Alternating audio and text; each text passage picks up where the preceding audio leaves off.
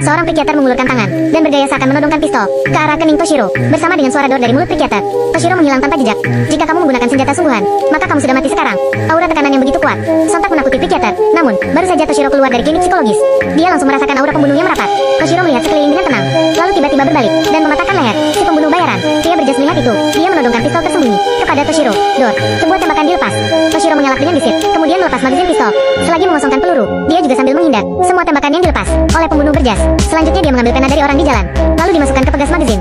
Berkat orang-orang yang ramai, dia bersembunyi dan segera sampai di depan mata pembunuh berjas. Kemudian menahan pistol serta menembakkan penanya secara bersamaan. Si pembunuh berjas sontak tewas di tempat. Dia adalah sosok nomor 1 di dunia pembunuh dengan julukan Ghost, karena tidak ada yang pernah selamat dari perburuan si hantu ini.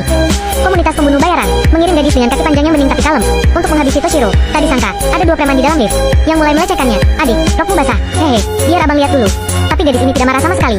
Dia malah berbalik dan mengulurkan tangannya. Dua preman itu sontak tertawa dan tidak sabar ingin menyentuhnya. Si gadis menarik tangan mereka dan mulai mengayunkannya. Kedua preman berteriak, lengan mereka langsung berbunyi dan retak tulang seketika. Kemudian si gadis mengangkat leher seorang preman dan memutarnya sampai putus.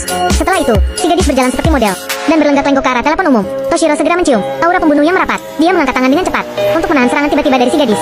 Lalu dia meletakkan telepon untuk memegang tangan imut si gadis dan mengangkatnya ke atas kepala. Si gadis berusaha melepaskan pegangan sambil menusukkan pisau ke arah Toshiro. Tak disangka, pisau itu ditahan dengan mudah olehnya. Si gadis lanjut mengangkat kakinya yang bening untuk menjepit Toshiro. Namun Toshiro sama sekali tidak memberinya kesempatan. Dia membanting si gadis dengan keras sampai menyentuh atap. Si gadis menjadi emosi. Dia mengambil kembali pisaunya dengan paksa. Tapi sebelum dia sempat menyerang lagi, Toshiro memanfaatkan kabel telepon untuk mencekik lehernya, lalu meraih tangan si gadis yang memegang pisau. Terdengar suara sayatan yang menggorok leher si gadis dan meninggalkan luka dalam. Setelah menghabisi si gadis, Toshiro menjadi lapar. Jadi dia pergi ke sebuah toko minimarket. Tapi baru saja dia memasukkan bentongnya ke dalam microwave, Toshiro melihat beberapa bayangan melalui cermin pengamat. Toshiro berjalan dengan tenang ke belakang rak barang dan memilih beberapa alat praktis. Dia tiba-tiba muncul seperti hantu di depan para pembunuh bayaran. Dengan sebuah obeng, Toshiro berhasil melucuti senjata pembunuh bayaran. Dilanjut serangan keras ke tenggorokan lawan. Kemudian Toshiro mengambil botol dan memecahkan bagian bawahnya dengan tangan kosong. Dia memungut bagian bawah botol itu, lalu melemparkan botolnya. Mendengar suara botol berguling, si pembunuh merapat dengan hati-hati. Tapi baru saja dia menampakkan wajahnya, serpihan kaca di tangan Toshiro sudah menggorok lehernya.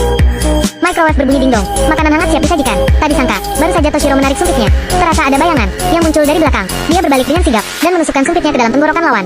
Lalu Toshiro mencabut sumpit itu dan membersihkannya dengan celana. Kemudian membuka kotak bento untuk mulai melahapnya.